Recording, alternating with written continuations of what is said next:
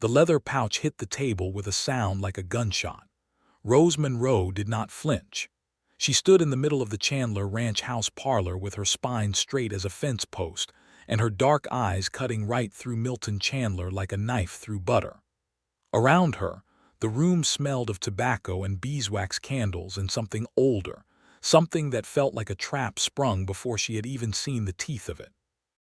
$500, said the man standing across from her, and his voice was not Milton's. It belonged to Harlan Voss, the man who owned the biggest cattle operation in Crockett County, Texas, the man whose shadow stretched across 300,000 acres of sun-baked earth, the man who had ridden onto Milton Chandler's land and now stood in Milton's parlor as if he owned that too. $500, Miss Monroe, and you are on the first stage coach leaving Redemption by Tuesday morning. Rose looked at the pouch.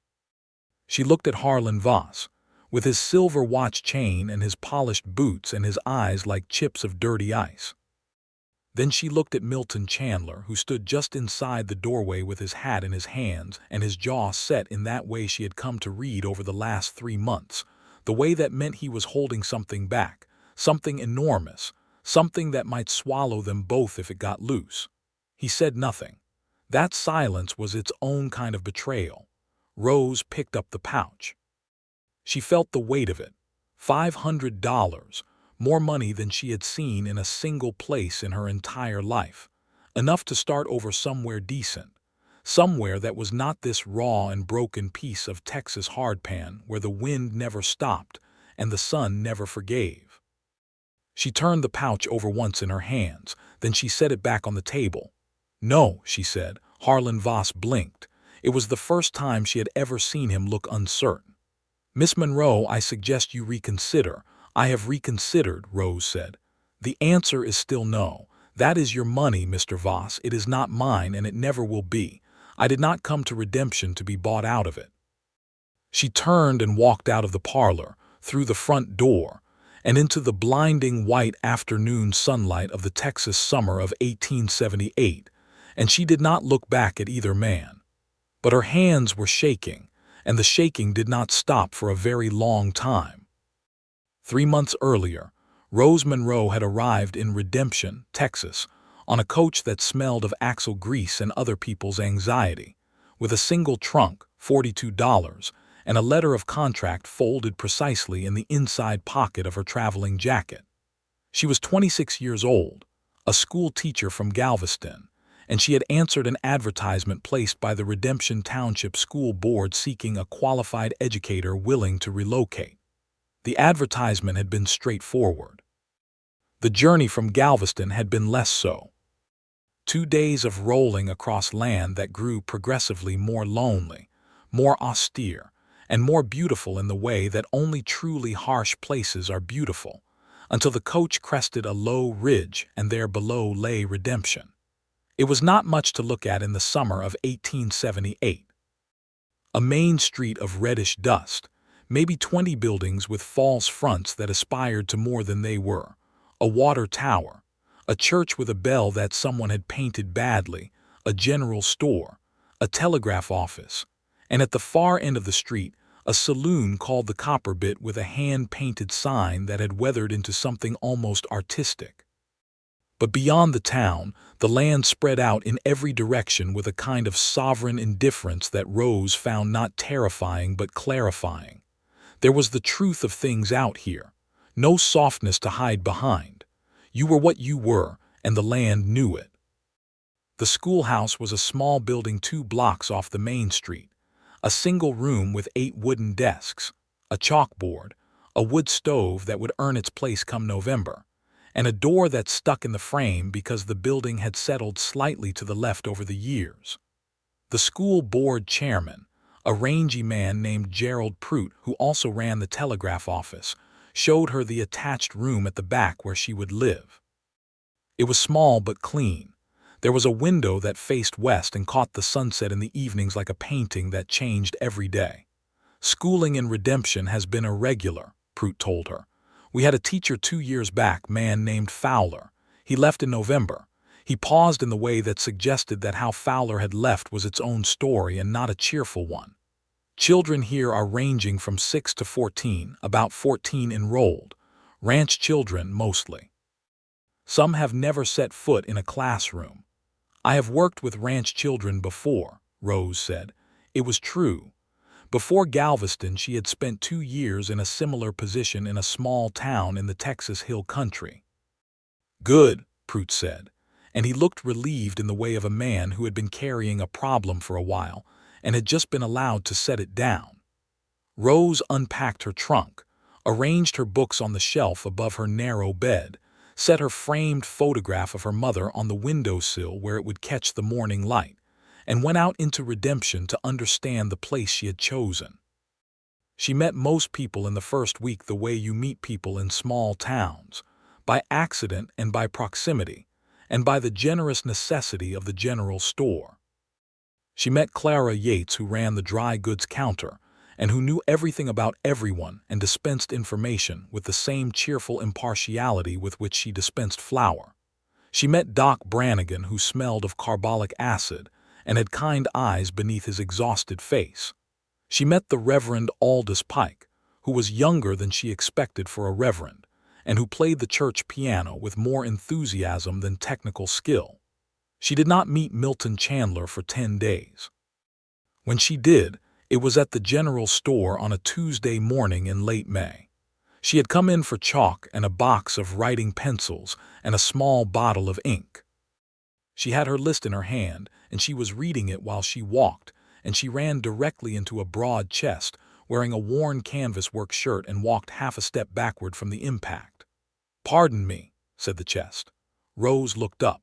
Milton Chandler was 31 years old, and the first thing she noticed about him was that he looked tired in a way that had nothing to do with sleep. It was a structural tiredness, the kind that comes from carrying something heavy for a long time. He was tall, broad through the shoulders, with dark hair that curled slightly at the temples where the sweat had dried, and a jaw that was built more for endurance than elegance. His eyes were the color of river water in October, a gray-brown that shifted depending on the light, and they looked at her with a directness that was neither rude nor calculating but simply honest. "Pardon me," he said again. "I wasn't watching where I was going." "Neither was I," Rose said, because it was true and because she was not in the habit of assigning blame she did not deserve. "No harm done." He nodded. He moved to let her pass. She passed. She got her chalk and her pencils and her ink and paid Clara Yates, and when she turned to leave, he was still at the counter, holding a piece of paper that might have been a supply order, reading it with a small furrow between his brows. "You're the new schoolteacher," he said without looking up, but the statement was clearly directed at her. "Rose Monroe," she said. "Yes, Milton Chandler." He folded the paper and put it in his shirt pocket. He looked at her then directly with those river water eyes. "I've got 2 children in your school. Samuel is 11 and Louise is 8. "I've met them both," Rose said. "Samuel is very bright. He's been helping the younger children with their numbers, which is generous of him. Louise has a gift for reading." Something moved through his face then. It was not happiness exactly, it was closer to relief, and it sat over something that looked like sadness, the way a clean bandage sits over a wound. "Their mother was a reader," he said, and the way he said it with that small precise past tense told her everything she needed to know about that particular chapter. "I'll take good care of them," she said, and meant it. He held the door for her when she left. She nodded her thanks and walked out into the summer morning, and she thought about his eyes all the way back to the schoolhouse and told herself firmly to stop. She did not stop. The first month in Redemption was a process of becoming. Rose set up her classroom with an order and warmth that the children responded to like plants turning toward sun. She established routines. She learned which children needed firmness, and which needed patience, and which, like Samuel Chandler, needed to be challenged because their minds ran faster than the curriculum and boredom was more dangerous to them than difficulty. Louise Chandler was quiet and watchful, and had a way of reading stories aloud that held the whole room still. Rose recognized in her the particular kind of child who carries more weight than childhood ought to require. She began to understand the social geography of Redemption. There were two great forces in the country around the town, and they operated the way two large stones operate in a stream. Everything else in the water found its current shaped by the space between them. Milton Chandler owned the Double C Ranch, 7,000 acres of river bottomland and upland pasture to the east of town, cattle and some horses, a working operation that had been his father's and his father's father's. It was not a grand operation, but it was a solid one, built on decades of honest work and careful management. And the land was good, water reliable, with the kind of root-deep grass that held through drought. Harlan Voss owned the Voss Consolidated Cattle Company, which was not so much a ranch as an empire in progress. 140,000 acres acquired over the last 15 years through methods that Clara Yates described as aggressive, and Doc Brannigan described as legally ambiguous, and Reverend Pike described by changing the subject entirely. Voss had come into Crockett County in 1863 with almost nothing, and had made himself into the biggest landowner in the region through a combination of hard dealing, strategic purchase, and, if the quieter rumors were to be believed, occasional tactics that sat in the gray area between business and coercion. What Voss wanted now, and had wanted for 3 years, was the Double C, the river bottomland in particular. Milton Chandler's land sat on the only reliable water source in the eastern third of the county, a year-round creek called Arrowhead that fed down from the ridge country above. In drought years, and in Texas there were always drought years, whoever controlled Arrowhead Creek controlled the survival of every cattle operation in the region. Voss had made 3 offers for the Double C in the last 3 years. Milton had refused all 3.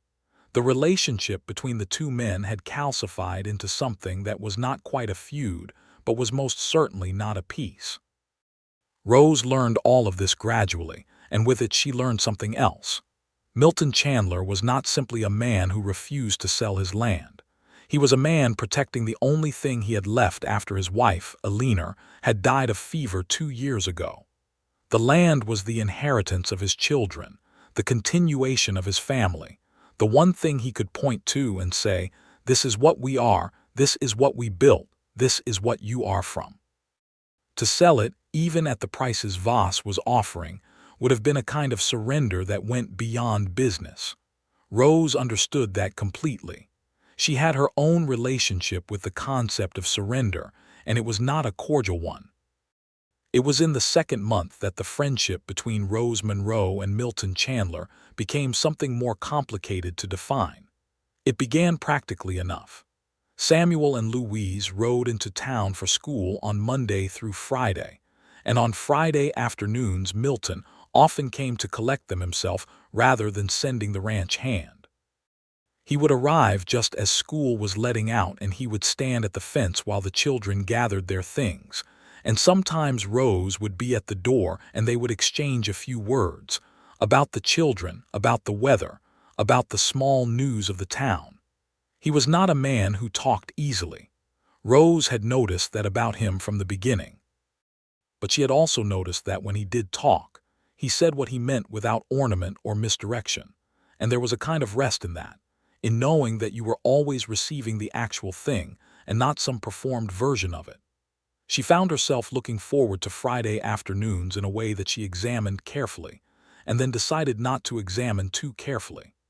The complication began on a Friday afternoon in June, when a summer thunderstorm came in faster than anyone expected. The sky went from blue to green, to the particular gray-black that means business in about 20 minutes. Rose was reading with the last 3 students when the first crack of thunder shook the windows, and by the time she got the children inside the second shout of it, the rain was horizontal. Milton Chandler arrived on horseback in the middle of it, soaked through in the time it took to ride from the hitching post to the school door. He stood in the doorway of the schoolroom with water running off his hat brim, and his shirt plastered to his shoulders, and he looked across the room to where Samuel and Louise were sitting on the floor with 2 other ranch children playing a game involving pebbles, and something crossed his face that was a mix of relief and irritation and something softer that he didn't quite manage to conceal. "Storm came in fast," he said. "It did," Rose agreed. He looked around the room, at the storm hammering the single window, at the 4 children on the floor, at the wood stove that Rose had gotten going because the temperature had dropped with the storm. The other 2 children were Aggie and Dan Priestley, whose father's ranch was 6 miles out and they were clearly not going anywhere for a while. "Looks like we're staying put," Milton said. "I have coffee," Rose said, "and I believe there are still some biscuits from this morning's arithmetic lesson." He came inside. She made coffee on the small cast iron stove in her living quarters at the back of the school, and they sat at the 2 adult-sized chairs. She kept near the stove and drank it while the storm made its full argument outside, and the children continued their game. It was the longest conversation they had yet had, and it was about nothing in particular: his land, her experience in Galveston, the differences between the Gulf Coast humidity and the dry heat of the interior, a book she mentioned that he had also read, a small and genuine surprise that shifted something in the quality of the silence between them. He had read Middlemarch. She had not expected that. He told her his wife had read it aloud to him in the evenings, 2 or 3 pages at a time, and he had started listening only to be polite, and then found he couldn't stop. He had a way of telling that story, quietly and with complete simplicity, that made Rose set her coffee cup down very carefully and look at the stove for a moment. "She sounds like she was wonderful," Rose said. "She was," Milton said. "She was the most straightforward person I have ever known. She would tell you exactly what she thought, and she had the rare gift of being right most of the time." The storm ran itself out by early evening. The Priestley children were collected by their father, who came in a wagon and looked both relieved and chagrined. Samuel and Louise rode home with their father in the residual drizzle, and as they left, Milton looked back at Rose standing in the school door and said, "Thank you, Miss Monroe." "Rose," she said, and didn't know exactly why she said it. He paused. "Milton," he said, and rode into the wet evening. She went inside and stood in the middle of her small room for a moment and felt the precise shape of the thing she was in danger of, and acknowledged it, and then went about making her supper. The dangerous thing did not announce itself. It grew the way certain plants grow in dry country, slowly and with intention, putting down roots before it showed anything above ground. He began to stop at the school on Tuesday afternoons. There was no particular reason that he gave: a question about Samuel's progress, a note about Louise's reading, small official things that required maybe 2 minutes of conversation and occupied considerably more. Rose matched his tone and kept her own counsel, and told herself that she was simply being friendly and professional, and that the way she noticed when his horse came up the road was simply a natural response to the sound of hoofbeats. In July, she was invited to Sunday dinner at the Double C. The invitation came through Samuel, delivered with the careful formality of a child who had been very specifically instructed. "My father requests the pleasure of your company for Sunday dinner, Miss Monroe, if it is convenient for you." Samuel recited it with the focused precision of a child who has rehearsed.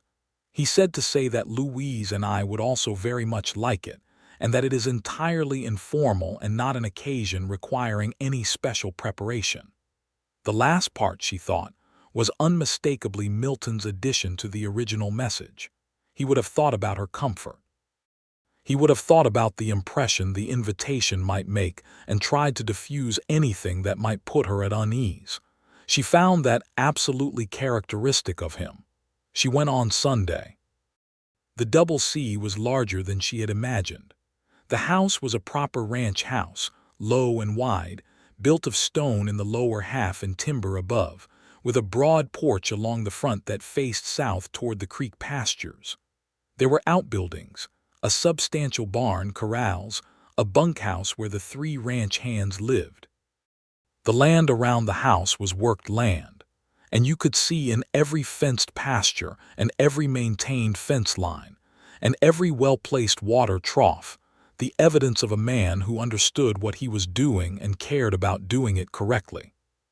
She met his housekeeper, a woman named Dora Calloway who was approximately 60 and who had very clearly decided to assess Rose Monroe immediately and thoroughly. She was not hostile, but she was precise, and Rose bore the assessment with the quiet confidence of someone who has nothing to hide and does not intend to perform. Dora's verdict seemed to arrive somewhere in the positive territory because she brought Rose a cup of coffee without being asked and said, "The children have been talking about you since school started," which was, Rose understood, the highest possible form of endorsement from a woman like Dora. Dinner was good. Dora had made beef and roasted potatoes and corn bread and a peach pie from the last of the preserved peaches that was genuinely remarkable. The table conversation was easy in a way that Rose had not expected. Samuel talked about a book he had read. Louise recited a poem she had memorized and accepted applause with the grave dignity of a person who understands the weight of verse. Milton listened to his children with an attention that was not performative but real, the attention of a man who is genuinely interested in the people across from him. After dinner, when Dora had taken the children for their bath and bed routine, Rose and Milton sat on the front porch in the long blue light of the Texas evening, with the creek sound coming up from the pastures below and the fireflies beginning their work in the creek willows. "This is beautiful land," Rose said. "It is," Milton said simply, without the pride that another man might have put into it, just acknowledgement of a truth. "I understand why you won't sell it," she said. He was quiet for a moment. "Voss made another offer last week," he said. "His man came out on Tuesday. A formal letter, terms and figures. It was the 4th offer in 3 years. What did you say?" "What I always say. The double C is not for sale." He held his coffee cup in both hands and looked out at his land going dark in the falling evening. "He'll make a 5th offer, and a 6th. He is a patient man in the way that people who expect to win eventually are patient." "But you're more patient," Rose said. He looked at her then. "I don't have the luxury of not being." They sat on the porch for another half hour, talking and not talking in equal measure, and when she got up to leave and he walked her to where he'd tied her borrowed horse, he said, "I hope you'll come again. The children would be glad of it." She rode back to town in the warm dark and thought, he is not the only one who would be glad of it. The summer deepened. Rose came to Sunday dinner twice more, and then it became a regular thing, and then sometime in August it became a thing that was simply understood and did not require an invitation each time. She brought books for Louise. She played chess with Samuel, who was learning and had enough of his father's strategic mind to make the games genuinely competitive once he understood the pieces. She helped Dora shell beans on the porch and learned things about the ranch and its history that Dora dispensed along with the beans, with the generous unself-consciousness of someone who considers knowledge a gift. She and Milton took to walking along the creek after Sunday dinner, in the hour before the sun made its final descent. It was neither planned nor announced. It simply happened the first time and then kept happening, a half-mile up the creek bank and half a mile back, and in that walking they talked in a way that was different from any other talking Rose had done in her life. It was layered. It went somewhere. It was conversation that built on itself from one week to the next, so that over the weeks of August they covered enormous ground.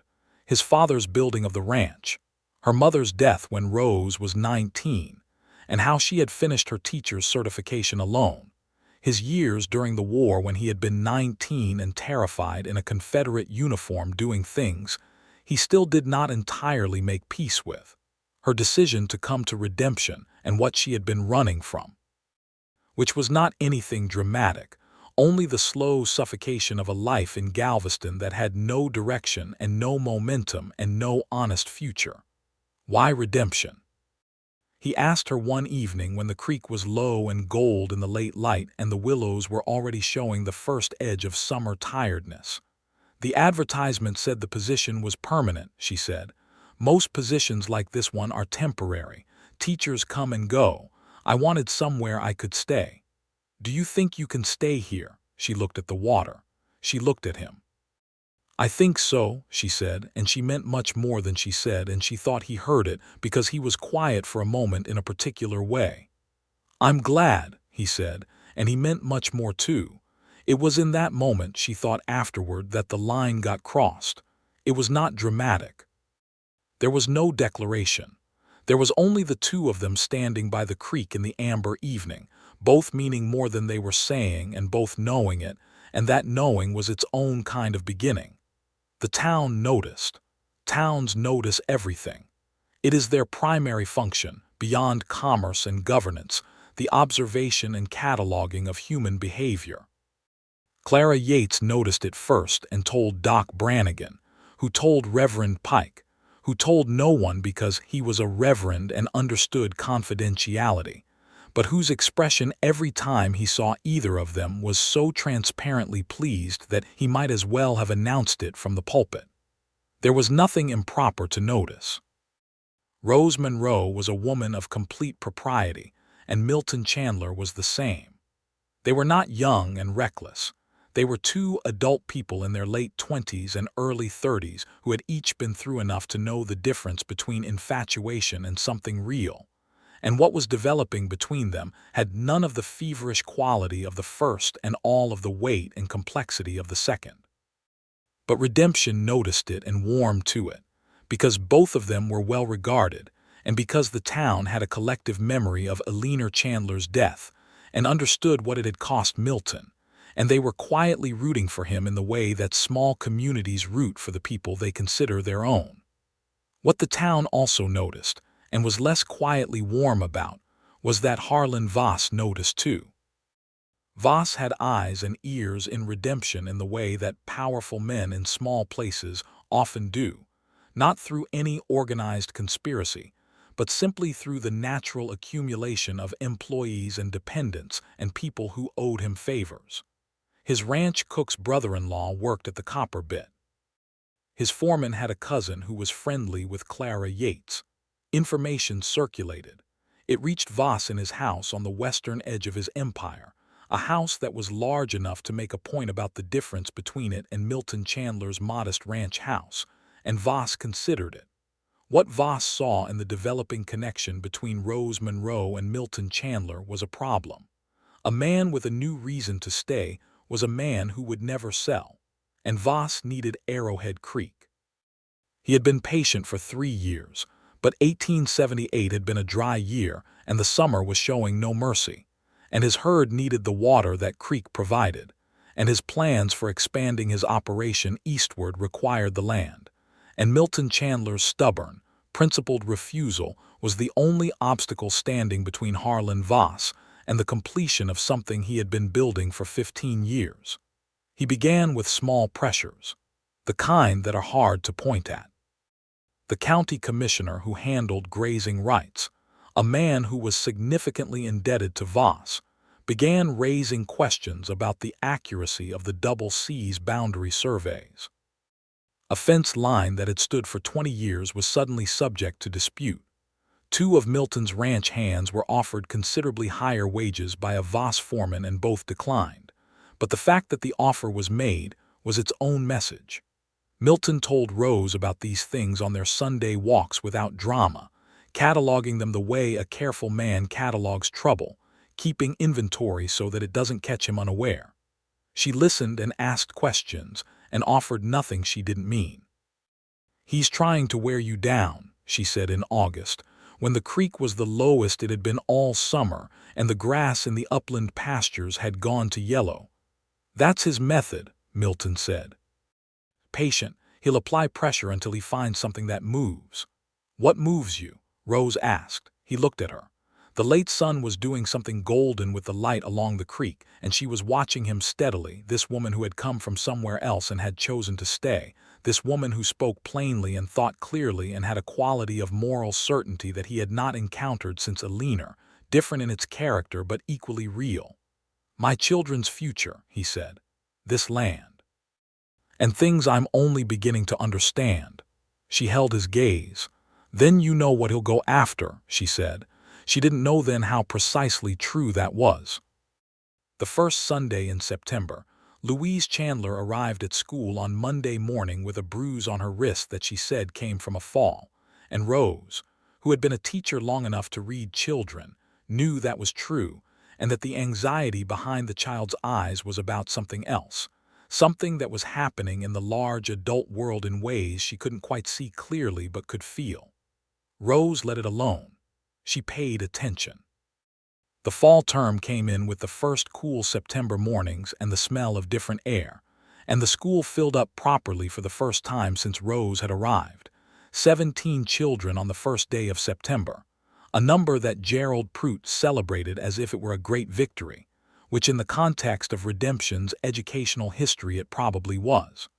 The work of teaching filled Rose's days fully and richly. She loved it without reservation. She loved the particular satisfaction of watching a child cross from confusion to understanding, the way it happened in their faces before they could put words to it.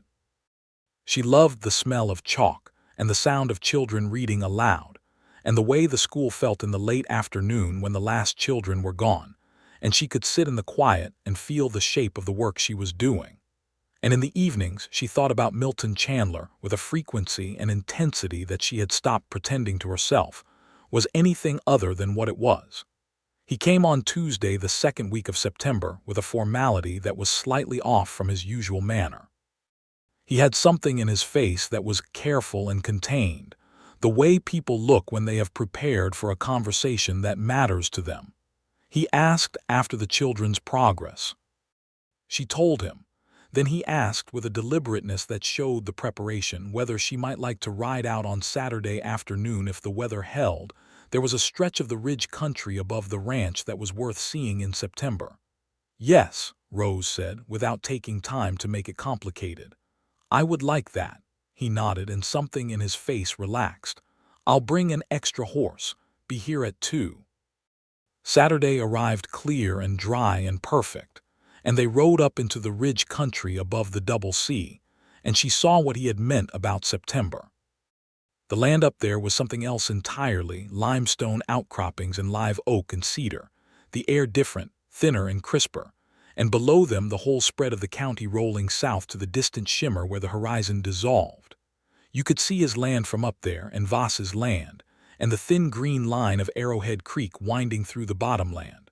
They stopped on a flat limestone shelf and let the horses drink from a rock pool.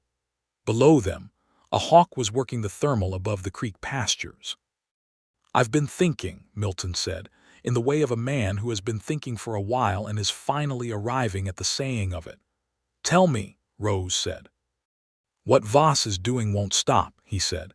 He's going to keep finding angles. He'll keep looking for leverage. He paused. I think I should tell you directly what I think is coming. Tell me. He looked at her. You, he said. She waited. You are the thing in my life right now that he'll identify as a pressure point if he hasn't already. He knows I won't be moved by money or by legal games. But if there is something I want to protect, he stopped. He was looking at the hawk below them. I don't want to put you in a position of danger by being honest about this, but I also can't be less than honest with you. It's not in me. Rose sat with that for a moment. The wind came across the ridge and moved her hair. Below them the hawk folded its wings and dropped in a perfect line toward something in the grass. I appreciate the honesty, she said. I'd rather know the ground I'm standing on. The ground is complicated, he said. I can see that. She looked at him. Does the ground being complicated change where you want to stand? The question landed. He turned to look at her fully and his river water eyes were very direct. No, he said. It doesn't. Then I imagine we understand each other, Rose said. They rode back down through the cedar in the late afternoon and did not touch, but the space between them had changed, the way the air changes before a storm, charged with something that was not yet happening but was unquestionably on its way. October arrived with a brief and gorgeous storm of color in the creek willows, and the first true cold night of the year that smelled of fireplace smoke and coming winter, and with it came Harlan Voss's first direct approach to Rose Monroe. It came in the form of a social call, carefully staged for maximum respectability, on a Tuesday afternoon. Voss arrived at the school at 4:30, when the students had gone and Rose was alone. He drove a proper buggy with matched bay horses, and he was dressed in his best, which was considerable, and he brought his wife Cecilia, who was a thin, pale woman with the look of someone who has been very carefully trained to be decorative and has paid a personal cost for it.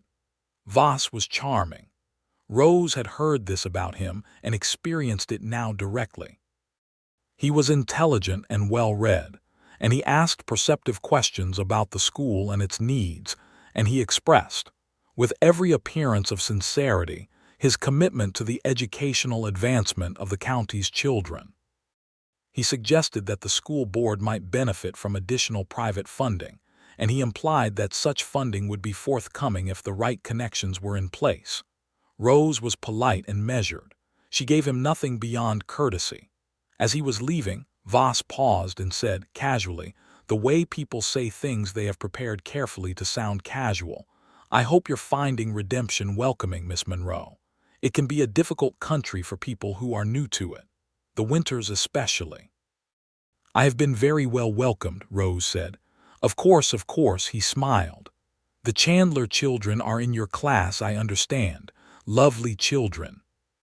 "Their father is a stubborn man, which is a virtue in some circumstances and a considerable liability in others." Rose looked at him evenly. "I find the children's father to be a man of great integrity," she said. "Good afternoon, Mr. Voss." He nodded and left. His wife Cecilia gave Rose a glance as she climbed back into the buggy, a glance that was quick and complicated, something in it that looked close to an apology, and then she looked away. Rose stood in the door of the school and watched the buggy go, and understood that she had just been assessed, categorized, and entered into a plan that she was not going to like. The plan revealed itself over the following weeks. There was a campaign, subtle but unmistakable to someone paying attention, to isolate Rose Monroe from the social warmth that redemption had extended to her. It worked in the way that such campaigns always work, through the circulation of suggestions rather than accusations, the implication of things that were not said directly but were arranged to be inferred. Clara Yates mentioned to Rose, with the uncomfortable transparency of a kind woman who was caught between loyalties, that someone had been suggesting in certain circles that Miss Monroe's attachment to the Chandler ranch was perhaps not entirely professional, that the school board might have concerns about propriety, that certain donors to the school might withdraw their support if the situation continued to develop in its current direction. Rose listened to Clara Yates and thanked her for telling her, and went home and sat in her small room, and was angry in the clean, focused way that she had learned over the years to be angry, not the hot, formless anger that spends itself without result, but the kind that becomes fuel. She went to see Milton on Saturday. She rode out to the Double C herself, which she had not done alone before, arriving mid-morning to find him at the corral with one of his horses, a young bay mare that had gone lame the week before and was just beginning to move well again. He looked up when she came through the gate, and something in his face shifted immediately to attention. He could read her already. She found that simultaneously comforting and exposing. She told him what Clara had said, all of it plainly. He listened. He leaned against the corral fence and listened with the full-body stillness of a man who is controlling a strong reaction. "I'm sorry," he said when she was done. "Don't be," Rose said. "None of this is yours to apologize for. I'm telling you because you were right about what he would do, and I want you to know that it hasn't changed anything for me. I want you to know that specifically. Rose, I am not going anywhere," she said. "Not because of Harlan Voss, not because of social pressure, not because of anything that comes from outside my own decision. I came to redemption because I wanted to stay somewhere, and I am staying." He looked at her for a long moment, and what was in his face was so unguarded and so clear that Rose felt her own breath catch slightly. "Come in for coffee," he said finally. She followed him inside. Dora made coffee and took herself diplomatically to the far end of the house. They sat at the kitchen table, and in the October morning light coming through the window, Milton Chandler reached across the table and put his hand over hers, and she turned her hand and held it, and they sat like that for a long time without needing to say anything more. It was the first physical acknowledgement of what existed between them. It was, by any objective measure, an extremely modest gesture. By the measure of what it meant to both of them, it was enormous. Things moved more openly after that. Not quickly, not with any dramatic declaration, but with the gentle inexorability of something that has been decided and does not need to announce itself. He rode into town more frequently. She rode out to the Double C on Saturday afternoons and sometimes stayed for supper. The children absorbed these developments with the unsurprised acceptance of children who have been hoping for something and recognize when it begins to arrive.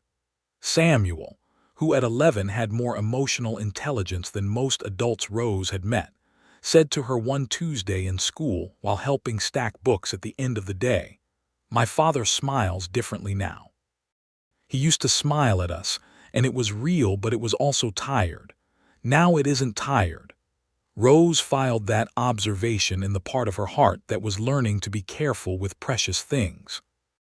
Louise, who was 8 and preferred to communicate important things through art, began drawing pictures in her school exercises that featured a schoolteacher and a rancher standing side by side in front of a house, always with the same detail. The schoolteacher had dark hair, and the rancher was tall, and between them were always 2 children. Rose kept every one of those drawings. November brought the cold for real, and with it came Voss's escalation. A letter arrived at the school board, signed by Harlan Voss and 2 other significant landholders in the county, one of whom was in Voss's debt, and the other of whom was simply afraid of him. The letter expressed concern about the professional conduct of Miss Rose Monroe, citing unspecified concerns about her appropriateness as an educator for the county's children, and requested a formal review of her contract. Gerald Prout brought it to Rose himself, with the look of a man who has been given something unpleasant to deliver and is personally sorry about it. "I want you to know that I consider this a political action," he said, "and not a reflection of your work, which has been exemplary." "I know what it is," Rose said. "What is the board's position?" Prout was quiet for a moment. "There are 2 members who are inclined to be cautious. One has business relationships with Voss." He met her eyes. "The review is scheduled for the 2nd week of December." Rose thanked him and closed the school door and allowed herself exactly 2 minutes of the particular despair that comes from being attacked through your work, through the thing you have built with real effort and real care, and then she set it aside and began to think. She went to see Milton that evening. She told him about the letter. He stood in the doorway of his own house and looked at her, and the expression on his face was the one she had seen very rarely, the one that lived below the controlled surface, and it was not calm. "I'll go to Voss tomorrow," he said. "No," Rose said. "That is exactly what he wants. He wants you reactive. He wants you to come to him so he can make you an offer from a position of manufactured strength. He can't, Milton." She put her hand on his arm. He stopped. "I am asking you to trust me to handle my own situation. I am not without resources." He looked at her hand on his arm. He looked at her face. "You are the most able person I know," he said quietly, "and I am asking you to let me help." "There will come a time for that," she said. "Not yet." She went home and wrote letters. She wrote to the state superintendent of schools in Austin. She wrote to 2 professors at the University of Texas whom she had met at an educational conference in Galveston the year before. She wrote to 3 former students' families from her previous positions, asking for character references. She was methodical and precise, and she was not afraid. She was something colder and cleaner than fear. She was determined. The December review came. The board met in the church because the township hall was undergoing repairs. Rose arrived early, dressed formally, and sat at the front with her documentation laid out before her on the table, her certifications, her references, her academic record, her evaluations from previous positions, and the signed letters of support from 16 of the 17 families currently enrolled in Redemption School. Harlan Voss was there. He sat at the side, not on the board as an interested party. His presence was intended to intimidate, and he used it the way he used everything, efficiently and with full calculation. Rose presented her case. She was measured and complete. She answered every question put to her with clarity and without defensiveness because she had nothing to defend, only to demonstrate, which she did. She had been an excellent teacher for 7 years. She was an excellent teacher now. The evidence was unambiguous. The board deliberated for 30 minutes. The vote was 3-1 in her favor. Her contract was renewed for another year. As she was leaving, Harlan Voss stepped beside her in the church doorway. His voice was low and even. "You're a persistent woman, Miss Monroe." "I am," she said, and kept walking. She was halfway down the church steps when she heard him say, behind her, to no one in particular, "There are other ways to resolve this." She walked the whole way back to the schoolhouse without slowing her pace, and she knew that it was not over, and she was right. The offer came in January of 1879. It was delivered by Voss's lawyer, a man named Albert Finch, who traveled down from San Antonio twice a year to handle Voss's legal affairs. Finch was a small, precise man who wore his morality the way certain people wear borrowed clothes, in a way that suggested it did not quite fit and might be returned at any moment. The offer was simple in the way that the most insidious things are simple. Harlan Voss would withdraw all opposition to Rose Monroe's position in redemption, would instruct his associates to cease any social or professional interference, and would make a financial contribution of $500 to the school for new materials and improvements, and $500 personally to Miss Monroe for the trouble she had been caused, if Miss Monroe would accept the personal payment and relocate at her earliest convenience. Finch delivered this with the professional smoothness of a man who has delivered similar propositions many times, and understood that the smoothness of delivery was itself a form of argument. Rose read the letter he handed her and set it on her desk and looked at it for a moment. "My response will be communicated through Mr. Prout," she said. Finch left. Rose sat in her empty schoolroom in the January morning and read the letter again. The school donation and the personal payment were clever because they were framed as restitution rather than bribery. $500 was an enormous sum. The implication was that she had been given a generous way out of an unpleasant situation, and that a reasonable person would take it. She was a reasonable person. She did not have $500. She was a school teacher in a small Texas town making $40 a month, and she was 26 years old, and the world in 1879 offered women like her a very limited set of options, and $500 represented genuine material security. She also knew, with a certainty that ran all the way down to the bedrock of who she was, that if she took that money, something would be broken in her that could not be fixed. Not because the money was inherently corrupt, but because accepting it would be an admission that she could be bought, that her presence in redemption was conditional upon the approval of a man like Harlan Voss, that her principles were negotiable at the right price. She wrote her response herself that afternoon in the careful, precise hand she had developed teaching children to write, and left it with Gerald Prout for transmission to Finch. The response was 2 sentences. Miss Rose Monroe respectfully declines the offered compensation and the conditions attached to it. She remains committed to her position and her community and does not intend to relocate. She sealed it, gave it to Prout, and went back to her classroom and taught arithmetic to 14 children who had no idea that anything unusual was occurring. The confrontation in the Chandler ranch house happened 3 days later. This was how it came about. Finch had delivered Voss's initial offer privately and had reported Rose's refusal to Voss, who had responded by deciding to apply pressure directly. He came to the Double C because he understood correctly that what Rose Monroe valued most in redemption was her position and the connection she had developed there, and he intended to confront that connection in its own setting. He arrived on a January afternoon when the sky was iron-colored and the cold had a hard edge to it. He brought Finch and one of his senior foremen, a large, quiet man named Breslin whose purpose was atmospheric rather than administrative. Milton had been at the barn when they arrived. He came in to find Voss already in his parlor, which Voss had entered without being invited. Having told Dora he had important business with the rancher and walking in before she could prevent it. It was a small violation that was entirely deliberate. What Voss had not anticipated was that Rose Monroe was already there. She had ridden out that afternoon to talk to Milton about the letter, intending to tell him directly about the offer and her refusal before he heard it from another source, because that was how she operated. She valued transparency with the people she cared about. She was in the parlor when Voss arrived.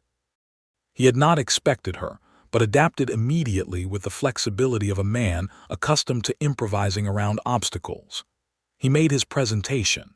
He put the $500 on the table. He made his speech about the wisdom of practicality and the unfortunate complications that could arise for all parties if the current situation continued. And Rose stood through all of it with her spine straight and her hands still and her eyes steady. And then Milton, standing in the doorway with his hat in his hands, said nothing. That silence, that was the thing that hurt. Not Voss, whose tactics she had anticipated and whose motivations she understood entirely. But Milton's silence in the moment when she most needed to not be standing alone. She picked up the money. She felt its weight. She set it back down. She said no. She walked out. The cold hit her when she stepped off the porch, and she stood for a moment in the hard January air, one hand on the post, breathing slowly. She heard voices inside, low and taut, and then she heard boots on the floorboard, and Milton came through the door behind her. "Rose," he said. She turned. He looked stricken in a way she had never seen on him before, a look that went past the usual control to something raw. "I should have spoken," he said. "Inside, I was calculating. I thought if I let him make his offer and you refused, I could deal with him from a stronger position afterward. I was thinking tactically, and I wasn't thinking about what it looked like to you." "It looked like you weren't sure I was worth defending," Rose said, and her voice was level because she was not going to cry in front of Harlan Voss's buggy. She was simply not going to do it. He closed the distance between them in 2 strides. He took her hands in his, both of them, and held them, and his hands were warm in the cold air, and she felt the shaking in her own hands that she had been managing since she set the money back on the table. "You are the thing I am most sure of in my life," he said. "I was wrong to be silent. I am asking you to forgive me for it." Behind them, Voss came through the door with Finch and Breslin at his back. He stopped when he saw them, and Rose saw him recalculate. Milton turned to face him, still holding Rose's hands, and let go of them to position himself between her and Voss, a gesture that was so instinctive that Rose did not think he was fully aware he had made it. "You need to leave my land," Milton said. His voice was calm with the specific quality of calm that is not tranquility but its opposite contained. "Chandler," Voss said, with the patience of a man who has rehearsed. "I want you to understand what is at stake here. I know exactly what you are trying to do," Milton said. "And I am going to say to you for the last time that this land is not for sale and the people I care for are not for purchase, and there is nothing in your inventory of tactics that is going to change either of those facts. Now leave." Voss looked at him for a long moment. He looked at Rose. Then he looked at the $500 still sitting on the parlor table, visible through the open door, and something crossed his face that was compound, calculation and frustration, and underneath both, the first genuine flicker of doubt that what he had been doing would ever work. He straightened his coat. He nodded to Finch. He walked to his buggy, and they left without another word. Rose and Milton stood in the cold January air until the buggy was out of sight. Then she turned to him, and he was still looking where the buggy had gone, and his jaw was still set in that way, and she thought that this particular man with his controlled exterior and his deep interior and his children who watched him for signs of ease was someone she loved, and she had probably loved him since October at least, and the only dishonesty left available to her was pretending otherwise. "Milton," she said. He looked at her. "I love you," she said, "in case you needed to know." The expression that crossed his face then was not surprise. It was the expression of someone who receives news they have been hoping for so long that hearing it confirmed feels like setting down a very heavy thing. "I love you," he said. "I have for some time. I wasn't sure I had the right." "You have the right," she said. He reached up and took her face in both hands, gently, with the tenderness of a man who is handling something precious, and kissed her there in the cold January air in front of his ranch house. And it was the simplest and most complete thing that had happened to either of them in a long time. Inside, through the parlor window, they could see Dora Calloway pretending to rearrange something on the shelf with a composure so studied it was practically theatrical. The subsequent weeks were bright in the way that things are bright after a long period of gray, both externally and internally. The cold deepened into the genuine Texas winter, which is brief but earnest, and the school burned through firewood at a rate that Gerald Prout muttered about while quietly ensuring it was always replenished. Rose taught through it all with the extra dimension of a person whose life has clarified, whose days have a structure of meaning that extends beyond the professional into the personal and fills the whole architecture. Milton came to see her in town several times a week now. There was no pretense about the reason. He came because she was there and he wanted to be there too. And Redemption, which had been observing this development for months with increasing impatience, received its confirmation with the collective satisfaction of a community that had been right about something and was pleased to be vindicated. Clara Yates said, "It's about time," to Rose directly, which was the most concise statement of the town's feeling available. Reverend Pike said nothing, but his Sunday sermons for 3 weeks running had a particular radiance to them that the congregation attributed to spiritual inspiration, and Rose thought was more probably joy. Voss made 2 more attempts in January. One was a legal challenge to a fence line easement that Milton's lawyer, a man in San Antonio named Cordero, who had been handling the Double C's affairs for a decade, disposed of in 2 weeks with a paper trail that demonstrated the easement had been properly established in 1861. The second was an attempt to have the county commissioners reclassify a portion of Arrowhead Creek's water rights, which failed because the water law in Texas in 1879 was clear enough on the matter, and because Milton had been careful and thorough in his documentation of those rights going back to his father's time. After the second failure, something shifted in the dynamic.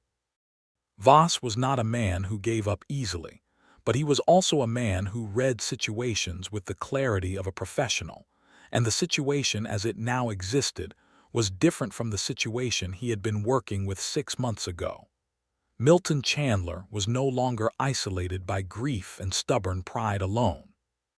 He was connected, supported, known, and the woman who stood beside him had demonstrated that she was not movable by financial inducement, social pressure, or institutional threat. The leverage Voss had been building toward did not exist. In February, Voss made a 5th offer for the Double C. It was his highest yet, $30,000 for the property and a generous per-head price for the cattle.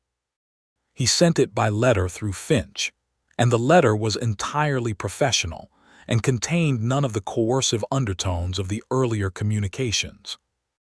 Milton brought the letter to Rose on a Sunday afternoon, sitting at the kitchen table with Dora's coffee between them, and read it aloud without comment. "What are you thinking?" Rose asked. "I'm thinking that it's a better offer than before," he said, "and I'm thinking that he knows it won't work and he's making it because he wants a record of having offered fair terms." "Because he's going to change strategy," Rose said. "Yes." Milton folded the letter. "He's going to stop trying to acquire this land and start trying to root around it. He'll push for a county water agreement that distributes Arrowhead Creek access more broadly. It's less than what he wants, but it's achievable and it doesn't require me to sell. Would you accept a water sharing agreement?" "I'd accept a fair one," Milton said. I've never been opposed to sharing the water. I've been opposed to losing the land. Those are different things. Rose thought about this. Then perhaps that's the negotiation to have, she said. He looked at her. You see more clearly than anyone I know, he said. I see from the outside, she said. You've been inside this conflict too long to see all the edges. He sent a letter to Finch the following week, proposing that the parties discuss a formal water rights compact for Arrowhead Creek under county supervision. Voss accepted the proposal for discussion.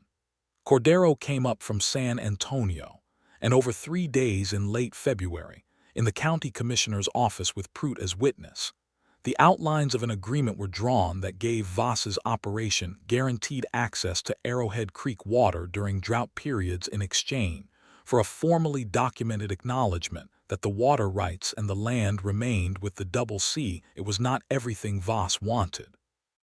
It was something he could work with, and it ended the immediate conflict without requiring any sacrifice of the thing that mattered. The day the agreement was signed, Milton rode into town and found Rose at the school and stood in the door with an expression on his face that was the most fully unguarded she had ever seen it. "It's done," he said. She put down her chalk. "All of it, all of it. He's got his water access. The land is secure. The legal challenges are withdrawn. Cordero says the agreement is airtight." She crossed the room and he met her halfway, and she put both arms around him and felt him breathe. A long, slow release, like a man putting down a burden he had been carrying for 3 years, and he held her with his arms around her and his face against her hair, and they stood like that in the empty schoolroom in the last of the February afternoon light. "Thank you," he said into her hair. "I didn't sign anything," she said. "You stood firm," he said. "At the beginning, when I wasn't sure I was still standing." She leaned back enough to look at him. "You were always standing. You just needed someone to remind you how it was done." He smiled then, fully, without the tiredness that Samuel had described, and it changed his whole face into something that she knew she was going to be looking at for the rest of her life. He proposed to her in March. He did it with a directness that was entirely characteristic of him. He rode into town on a Wednesday evening, which was unusual, and he came to the school door and knocked. And when she opened it, he was standing on the step with his hat in his hands and the particular expression of a man who has thought about something carefully and has arrived at a conclusion and intends to communicate it without drama. "I want to marry you," he said.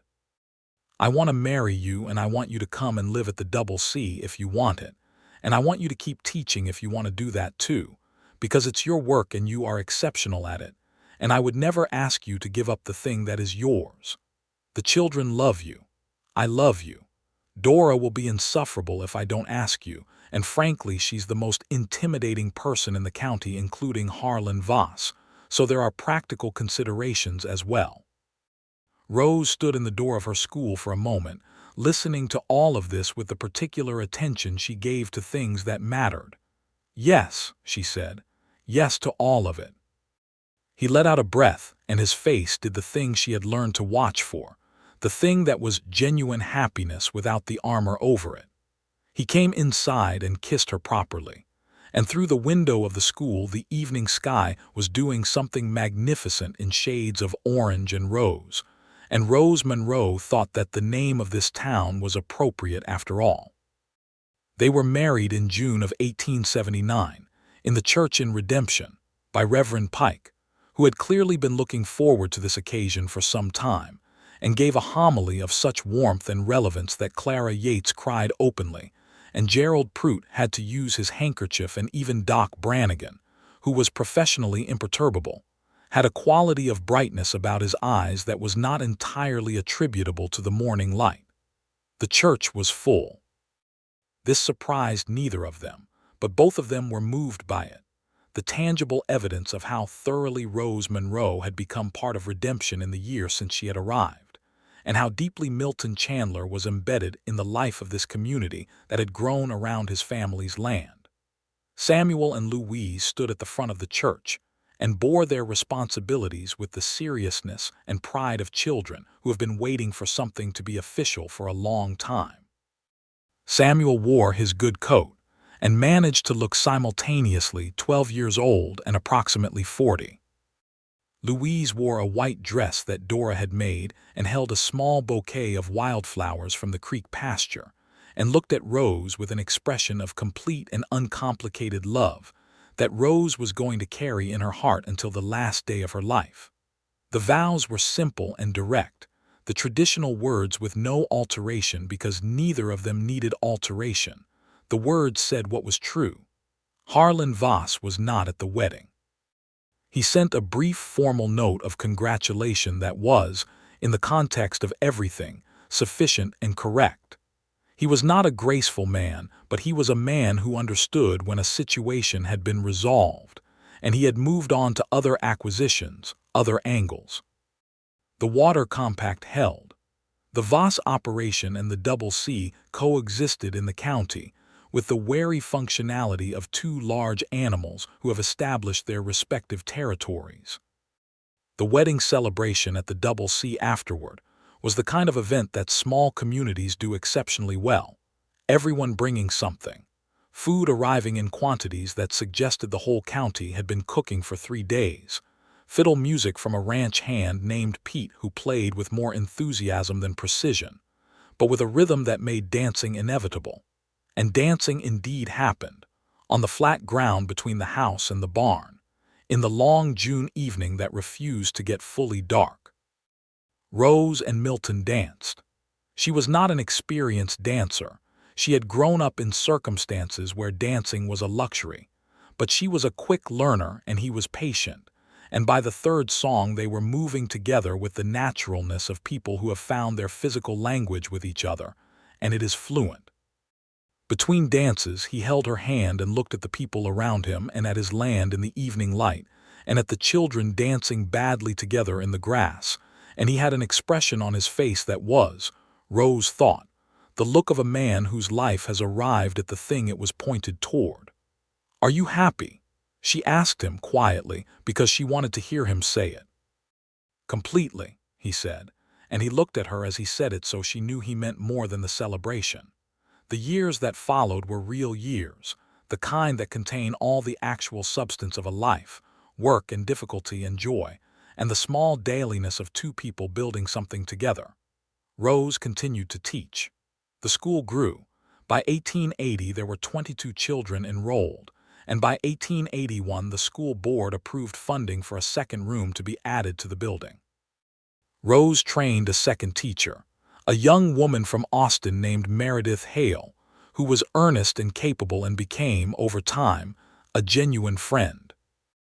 Rose rode into town on teaching days and came home in the late afternoon to the Double C, and the rhythm of it, the school in the morning and the ranch in the evening, the two worlds that were both fully hers, was deeply satisfying in the way that only the right life is satisfying, not the absence of difficulty but the presence of meaning.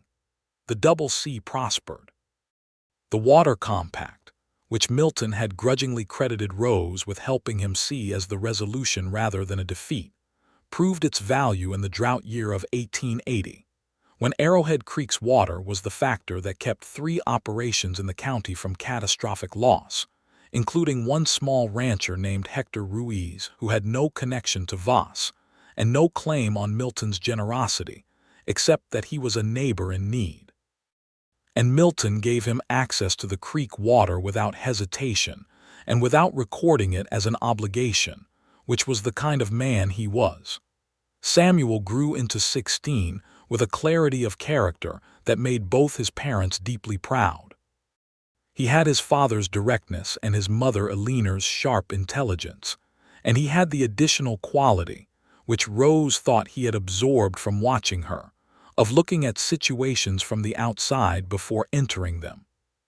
He was already learning the ranch work seriously, but he read voraciously and had begun talking about the possibility of university, a thing that Milton took seriously and supported completely, because he understood that the world was changing and that his son should be prepared to move in it. Louise at 13 was becoming the reader and thinker that Rose had seen in her from the beginning, a young woman of remarkable emotional depth and artistic intelligence, who filled notebooks with writing and drawings, and had a correspondence going with a cousin in Galveston who sent her books. She was her mother Eleanor's child in her face and her father's in her steadiness, and she was also very much herself, with a particular quality of seeing that was hers alone. In October of 1880, Rose and Milton had their first child together. He was born on a cold, clear October morning, with the creek sound coming through the window and Doc Brannigan in attendance, and Dora Calloway managing the entire event with the authority of someone who has seen many babies arrive and knows exactly what is required. He was a boy, healthy and loud, and equipped with his father's jaw and his mother's dark eyes, and they named him Thomas, after Milton's father who had built the ranch and poured his life into the land that Thomas would one day inherit. Samuel, at 12, inspected his new brother with the focused expression of someone receiving a significant responsibility, and said, "I'll teach him about cattle when he's old enough." Louise held him and cried in the way of a person for whom emotion is not a weakness but a form of intelligence, and then looked up at Rose with her steady dark eyes and said, "He looks like both of you," which was the most complete gift she could have given. Milton sat beside Rose in the bedroom after the general celebration had subsided and the house was quieter, holding his new son in the crook of one arm and his wife's hand in his other hand, and he was completely still in the way he was when something was fully real to him. "Thomas," he said quietly to the baby, "you have good land under you and good people around you. That's more than most people get." Rose watched him say this to their son, this man who had built his life on principle and endurance and the deep, quiet capacity for love, and she felt the fullness of it, the rightness of it, in the way she had never felt anything before she came to this raw and beautiful place. The year 1881 brought continued growth. The school had its second room, and Meredith Hale was a settled and capable presence in it. The Double C took on a fourth ranch hand, a quiet man from Mexico named Emilio Garza who had good instincts with cattle and became, over the months, someone Milton trusted genuinely. Emilio had a dark past he did not speak of in detail, a hint of trouble in Mexico that had brought him north of the border with very little except his skill and his intention to work honestly, and Milton, who had no interest in interrogating a man's history when his present conduct was clearly good, gave him fair wages and fair treatment, and received both in return. Harlan Voss consolidated his operations southward and eastward, and became, over the following years, somewhat less of a shadow on the county. He never became a good man, Rose thought, but he became a more contained one, his worst impulses channeled into straightforward acquisition rather than coercive manipulation. Whether this represented any genuine moral development or simply a different strategic calculation was a question she was content to leave unresolved. The water compact held and was renewed in 1882 with minor modifications. Cordero came up from San Antonio for the renewal and stayed for dinner at the Double C, and told Rose that, in his experience of Texas land disputes, which was considerable, it was exceptionally rare to see them resolved in ways that left both parties functional. He attributed this to what he called unusual common sense, and looked at Rose when he said it, and she looked back at him without false modesty and said, "Sometimes it takes a person with no stake in the original conflict to see where the actual solution is." "Exactly," Cordero said. Thomas learned to walk in the spring of 1882, in the kitchen of the Double C, with Dora Calloway standing ready to catch him and Milton on his knees on the floor holding out both hands as a destination, and Rose watching from the doorway with Thomas's first steps reflecting in her eyes, each one a small revolution of a world that was being built carefully and well. He spoke early and enthusiastically in the way of children surrounded by people who talked to them properly, and his first clear sentence was delivered to his father at the breakfast table one November morning, quite firmly. "Papa, that is my biscuit." Milton looked at Rose. Rose looked at Thomas. There was a brief internal diplomatic summit. "He is not wrong," Rose said. "That is his biscuit." Milton gave Thomas the biscuit with the expression of a man who recognizes when he has been outmaneuvered by a 3-year-old and finds it more delightful than otherwise. In the summer of 1883, Rose became pregnant again. This announcement, made to Milton on a quiet evening on the porch with the fireflies working in the creek willows as they had been working on evenings like this since before either of them lived here, was received with a happiness that was quieter than the first time, but in its quietness somehow even deeper. "A full house," Milton said. "You don't mind?" He looked at her with the direct river-water eyes that had not changed in character since the day they first met in the general store, 5 years ago now. "I mind nothing that is ours," he said. This child, born in January of 1884, was a girl, arriving with more drama than Thomas had managed, a longer labor and a January ice storm outside that made Doc Brannigan's journey from town a genuine adventure. She was small and very dark-haired and had an expression of severe assessment that she wore from her first hour. Louise, who was now 13, held her for the first time and said with complete certainty, "Her name is Alina." There was a silence in the room. Rose looked at Milton. He was looking at Louise with an expression that was both the old grief and the new joy held together in the way that mature love holds contradictions, not resolving them but making room for both. "Alina," he said, and his voice was steady but not effortless. "After my mother," Louise said simply, as if it required no argument. "After your mother," Rose said, and reached for his hand.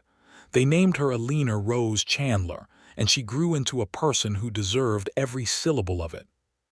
Samuel turned 18 in the winter of 1885, and in the spring he left for Austin and the university, with a trunk of books and his father's steadiness and his mother Alina's brightness, and the capacity for friendship that he had absorbed from watching Rose move through the world for 5 years.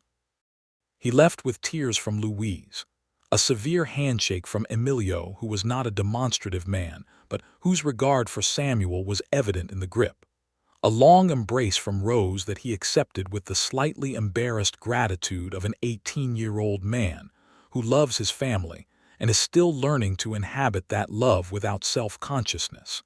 And from his father, a conversation that happened privately and in the barn and lasted an hour, and whose content was never shared but whose effect was visible in the way Samuel sat his horse when he rode out toward the road to town, which was straight and unhurried and thoroughly sure. Milton stood in the yard and watched his son ride away, and Rose stood beside him and did not say anything because there was nothing that needed saying. She put her arm through his, and he covered her hand with his, and they watched until Samuel was a small moving figure in the distance and then a point and then gone over the rise. "He'll do well," Rose said eventually. "He will," Milton said. "He has everything he needs." They went back to the work of the morning, which was the work of the ranch and the work of the family and the work of the life they had made, and it was abundant and solid and real in all the ways that matter. The school in Redemption continued to grow under Rose's leadership. By 1886, Meredith Hale had become the lead teacher of the primary grades, and Rose had moved into a role that was part teaching the older children and part administrating the broader curriculum. And she had begun corresponding with the state superintendent's office about the possibility of a proper county school system with multiple buildings and a more consistent funding structure. It was the kind of work that extended beyond the classroom into the politics of education and the politics of community, and Rose discovered that she had an aptitude for it that was its own satisfaction. She was 33 years old in 1886, and she was a person who took up exactly the right amount of space in the world, no more and no less, who understood her own capabilities clearly and used them without apology and without performance, and who had built a life that was at once entirely her own and entirely shared. Milton turned 39 that year, and the tiredness that Samuel had described in his father's smile before Rose had come was so thoroughly gone that it was hard to remember it had ever been there.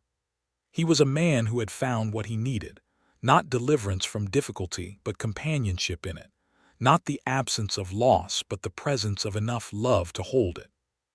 The double C was solid and growing. Thomas at 6 was learning to ride with the focused application of a child who has decided this is the most important skill available, and Emilio, who had a great natural aptitude for teaching the physical work of the ranch, had taken Thomas under instruction with the seriousness of a man honored to be trusted with something precious.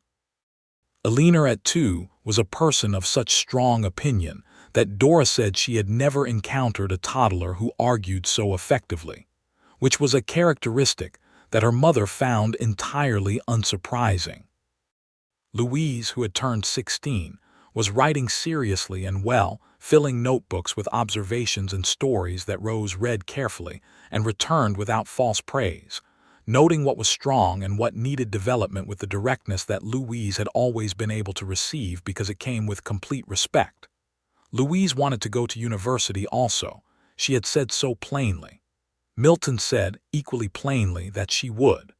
There was no discussion of whether, only of when and where. In the fall of 1887, a letter arrived from Samuel in Austin. He had, in the way of young men at university, fallen in love. The woman's name was Clara Reyes, a Tejano woman who was studying at a women's educational institution in Austin, and who was, by Samuel's description, the most intelligent person he had encountered in 2 years of university education, which was saying something considerable. He wrote about her with a precision and honesty that were recognizable as his own voice, not the fevered language of infatuation but the clear language of genuine recognition. He wrote, "She is not easy to know. She is direct in a way that most people find difficult, but I find it like breathing clearly. I think you will understand, Rose." Rose read this sentence to Milton at the kitchen table, and he looked at it for a moment and then looked at her and said, "He does know a good thing when he encounters it." "He learned from watching you," Rose said. "He learned from watching both of us," Milton said, which was right. Clara Reyes came to the Double C at Christmas of 1888, the first Christmas that also included Samuel's presence after 2.5 years away. She was small and dark-eyed and had a quality of contained energy that made the whole room more awake when she walked into it, and she looked at everything, the house, the land, the people in it, with the frank assessment of someone who makes real judgments rather than polite ones. At dinner, she said to Milton directly, "Samuel speaks very highly of you and Rose. He said you taught him that principle was not the opposite of practicality but its foundation. I think that is an unusual thing for a child to learn." Milton considered this. "My wife said something like that to me when I needed to hear it," he said.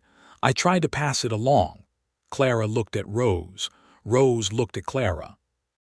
Something passed between them that was recognition, the acknowledgement of two women who understand exactly how the world works and intend to make it work better. Thomas, at 8, having assessed Clara thoroughly through the dinner, announced at the end of the meal, "I think she's good," with the judicious finality of someone whose opinion has been solicited. It had not been solicited. This was also characteristic. Clara laughed, a real laugh, and Milton looked at Rose and Rose looked at Milton, and they were both, in that moment, so thoroughly happy that the room itself seemed to hold more light than the oil lamps could account for. The years ran forward with the particular quality of good years, full and varied and grounded in the substance of real work and real love. Samuel finished his studies and returned to Redemption in 1890, bringing Clara as his wife. They had married quietly in Austin in the spring. And they built a house on the eastern edge of Double C land, with Milton's full support and Clara's very specific architectural opinions, and the combined labor of the Chandler ranch hands, and 3 of their friends from Austin who came out for the building and stayed for 2 weeks of what anyone who was there agreed was the finest combination of construction and celebration the county had seen in many years. Louise left for university in Austin in 1891, 18 years old, and carrying a trunk of notebooks and a list of books she intended to find, and a letter of introduction from Rose to a professor of literature at the university, who had been a correspondent of Rose's for several years. She left with the same straight-backed purposefulness with which Rose had arrived in Redemption 12 years earlier, and Rose stood in the yard watching her go and felt the full circle of it. This girl who had been 8 years old with a bruised wrist and too much weight in her eyes, now 18 and going toward everything her brilliant mind required. Eleanor at 7 had all of her mother's moral certainty and all of her father's structural patience, and a temper that she had not inherited from either of them, and that Dora Calloway claimed was a direct expression of her character, which was to say formidable. She was learning to read with an intensity that suggested the books were not going to last long, and Thomas would need to find additional sources. Thomas, who was 10 and had become an exceptionally competent young horseman, and a boy of great practical resourcefulness, had accepted the role of older brother to Eleanor with a generosity that was entirely his own. Dora, who was somewhere in her late 60s and refused to give a more specific number, remained at the Double C with the permanence of the house itself. She had, over the years, become something between housekeeper and grandmother and chief moral authority, and the household ran on her schedule and in her light, and Rose had long since stopped imagining the Double C without her. The summer of 1892 brought Samuel and Clara's first child, a boy they named Miguel, after Clara's father, who had died the previous year. His birth brought the whole family together at the Double C for the first time in its new configuration. Samuel and Clara in their house on the east edge of the land, Louise home from Austin for the summer with a published S in a Texas literary journal that she presented to the family table with the careful self-containment of someone who is deeply proud and managing it. Thomas at 12 beginning to carry himself with the early version of his father's ranch authority. Eleanor at 8 arguing philosophically with Dora about the correct method for making cornbread and holding her ground with the tenacity of a treaty negotiator, and Rose and Milton at the center of all of it. Milton watched his family at the table that evening, all of them together, the next generation already beginning in Clara's arms with the small, warm weight of Miguel, and he had an expression that Rose recognized as the particular form of his happiness, the deep, still kind, the kind that did not need to speak itself. She reached under the table and put her hand in his, and he held it. "I keep thinking about that morning in January," he said, quietly for her alone. "When Voss put that money on the table, I remember it. I keep thinking about what this table would look like tonight if you had taken it," he said. Rose looked at the table. Samuel and Clara, Louise with her published work, Thomas demonstrating something about rope work to a fascinated Eleanor, Dora appearing from the kitchen with a dish that smelled of everything right about the world. Outside, through the open summer door, the creek sound in the evening air and the fireflies beginning their ritual in the willows. "It was never a real choice," she said. "The money or all of this, it was always this. You knew that then. I knew who I was," she said. "That was enough."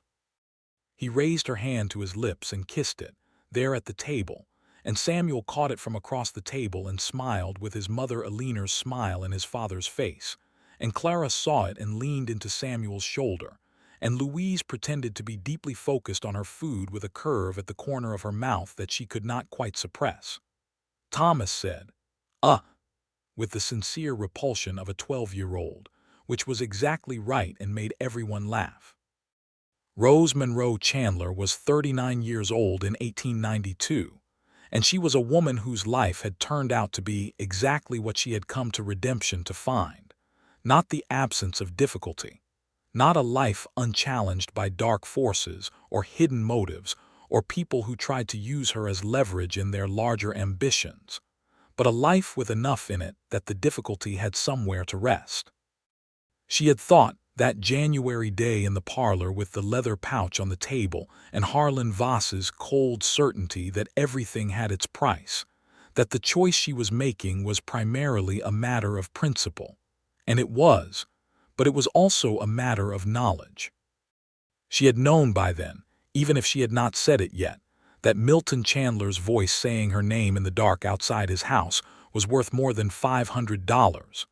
She had known that the school room with its chalk smell, and its 14 children, and its window that caught the sunset was worth more. She had known that the Sunday evenings on the porch with the creek sound below, and the conversation that went somewhere real was worth more. She had given the money back and stayed out of principle.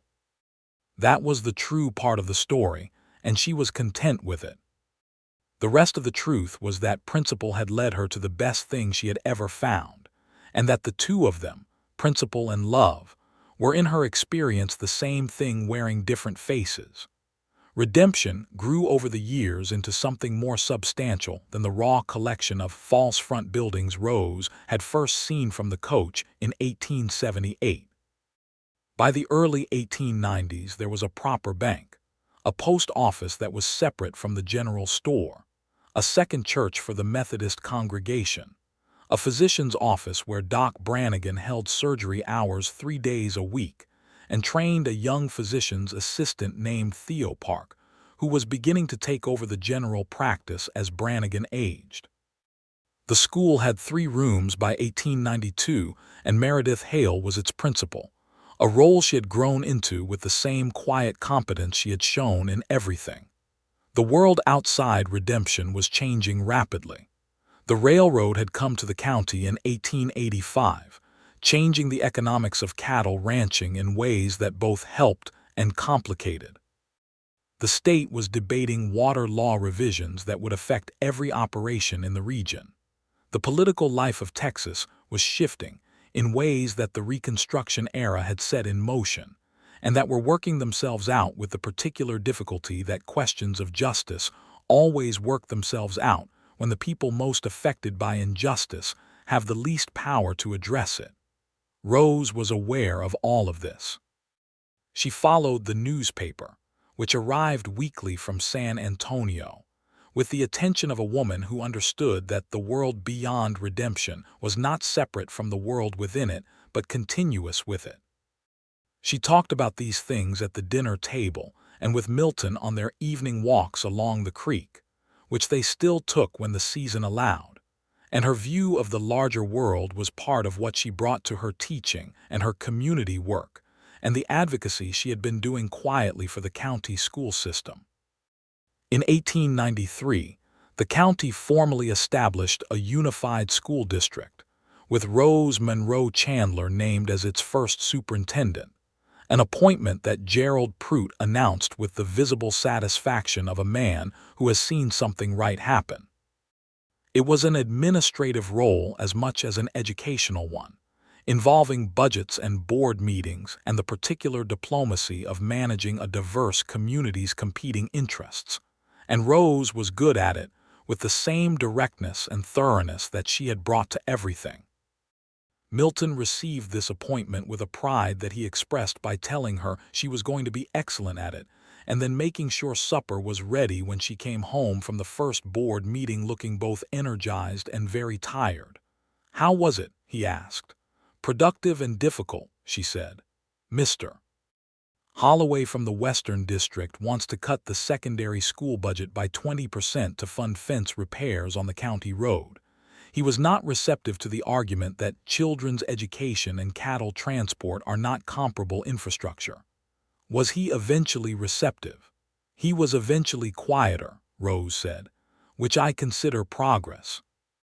Milton put a plate of supper in front of her and sat down across from her and listened to the whole account of the meeting with the full attention he always gave to the things that mattered to her, and when she was done he said, "Holloway will come around. He respects capacity and he'll see yours." "He will," Rose said, and she was right. Milton Chandler, at 10, announced at the dinner table in the fall of 1895 that she intended to become a lawyer. There was a moment of general familial processing. "That is a difficult path for a woman," Milton said, which was factual and not a refusal. "I am aware of that," Milton said, with the precision of someone who has considered an obstacle and categorized it accurately as a difficulty rather than an impossibility. I have been researching the women who have done it, and there are several now. Clara Foltz in California and Belva Lockwood in Washington. The way is narrow, but it exists. Rose looked at this child, her daughter, small and dark-haired and terrifyingly clear-eyed, and felt the recognizable sensation of looking at a continuation. "Tell me what you need to learn," Rose said. Eleanor listed it. It was a comprehensive list. Rose listened to all of it and said, "Then we begin with what is available here and build toward what requires you to go elsewhere." Milton was quiet through this exchange, watching both of them, and then he said, "There is one thing I want you to understand, Eleanor." Eleanor looked at her father. "When you encounter someone who tells you that who you are is not sufficient for what you intend to do," he said, "I want you to remember that the most capable person this family has ever produced walked into this county with $42 and a letter of contract and did not yield to anything." He looked at Rose. Rose looked at him. "Your mother," he said to Eleanor, "is the evidence that principle held firmly enough becomes a foundation. Build on that." Eleanor looked at her mother with the clear, evaluating eyes that she had been using on the world since she arrived in it, and said quietly, "I know." Rose reached across the table and took her daughter's hand. Outside, the October evening was doing something spectacular with the light over the creek pastures, and the wind in the willows made the particular sound that had become, over 17 years, the sound of home. Thomas, who was 15 in 1895, had no aspirations to law or letters. He was a rancher in the complete sense, body and mind and inclination, and the Double C was already as much his as it was his father's in all the ways that mattered, in his understanding of the land and the animals and the work. He and Emilio Garza, who had been at the ranch now for 14 years, had developed a working partnership that was also a genuine friendship across the 15 years of age difference, and the knowledge that passed between them about cattle and horses and the particular management of this specific piece of country was as valuable as anything in any book. Emilio had in those years built a small house of his own on the Double C land with Milton's blessing, and had brought a wife, a woman named Esperanza from a town in South Texas, and they had 2 children, a girl and a boy, and their presence on the land was part of the fabric of the Double C in the same way that the creek and the willows and the kitchen smell of Dora's bread were part of it. In the spring of 1897, Dora Calloway died. She died in her own bed in the room she had occupied at the Double C for as long as anyone could accurately remember, on a March morning when the creek was running high with the spring rain and the first wildflowers were opening in the pastures. She died quietly and without prolonged suffering, which Doc Brannigan said was the best that could be hoped for, and she died in a house that was full of people who loved her, which was more than most people managed. The grief was real. Milton bore it with the quiet depth that characterized how he bore all significant loss, the kind of steadiness that is not the absence of feeling but its containment, and Rose sat with him in the evenings afterward and let him be sad without rushing it toward anything else, because she knew that was what was needed, and because she had learned, in 19 years of loving this man, how to be exactly what was required when it was required. They buried Dora in the Redemption Cemetery with a service by Reverend Pike, who was older now but had lost none of the warmth that had made his sermons so remarkable at their wedding, and the whole town came, which would not have surprised Dora but would have pleased her considerably. A young woman named Ana Garza, Emilio's daughter, who was 16 and who had grown up partly in the Double C kitchen learning from Dora, took over the household management with a confidence and competence that was both its own and clearly Dora's inheritance. The Double C turned 40 years old as a family property in 1899, and Milton Chandler turned 52, and Rose was 46, and the ranch and the people on it had the settled, solid quality of things that have been built with care and time and have earned their permanence. Samuel and Clara's children, Miguel now 7, and a younger sister named Lucia, ran between the two houses on the property, with the freedom of children who understand that multiple households constitute a single family.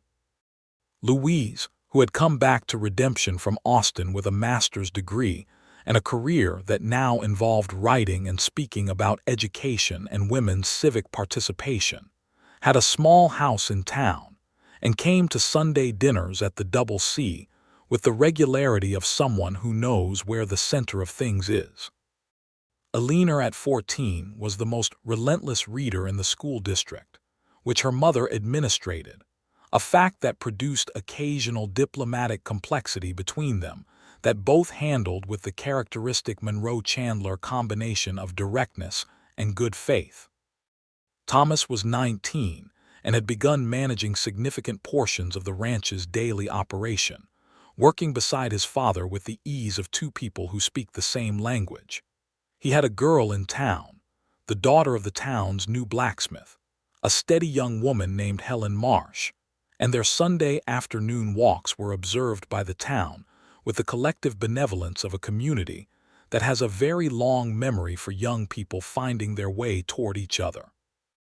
On a Sunday in October of 1899, Rose and Milton sat on the porch in the late afternoon as they had sat on porches for 20 years, and the creek sound came up from the pastures, and the willows were showing the October gold, and the light was doing what it always did at this hour, making the land look like a painting of itself.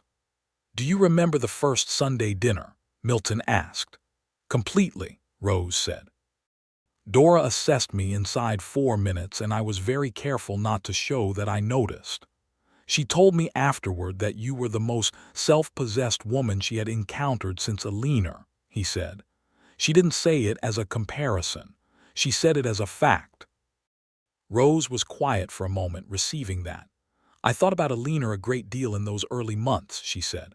"Not in any way that troubled me, but in the way of trying to understand who you were and where you had come from.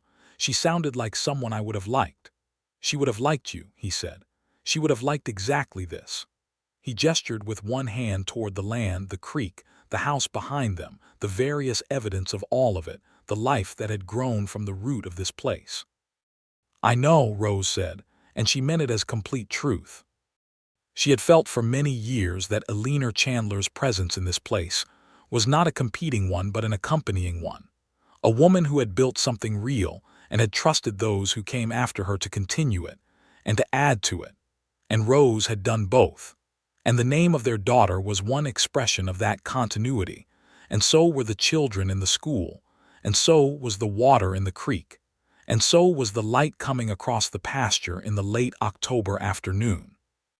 Milton reached across and took her hand, the way he had taken her hand that January morning in the kitchen when the whole hard year had just concluded, the way he had held her hand at their wedding in this same church where Reverend Pike now moved more slowly and played the piano less often, the way he had held her hand at Thomas's birth and Alina's birth, and through the years of all the ordinary, extraordinary days. She held it back. The fireflies were beginning in the willows below. The first cool edge was in the air that meant autumn was becoming serious. From inside the house came the sound of Anna's cooking, and Thomas's voice talking to someone on the porch steps, and the distant hoofbeats of Samuel coming over the rise from the east house, and everything was exactly as it should be.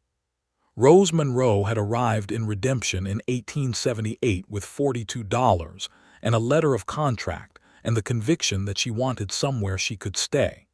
She had stayed.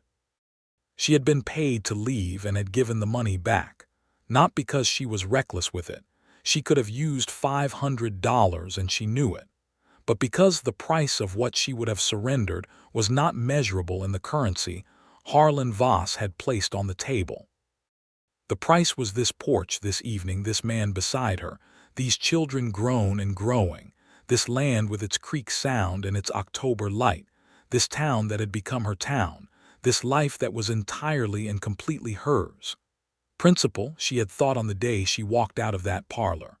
That was what she had told herself and told Voss and told the cold January air. She had not been wrong, but she had also been coming home. The fireflies rose from the willows as the evening deepened, and the stars came out one by one over Crockett County, Texas, and the creek ran on in the dark below the house. And Rose Monroe Chandler sat on the porch of the life she had chosen and kept and built. And it was enough, and it was everything, and it was real.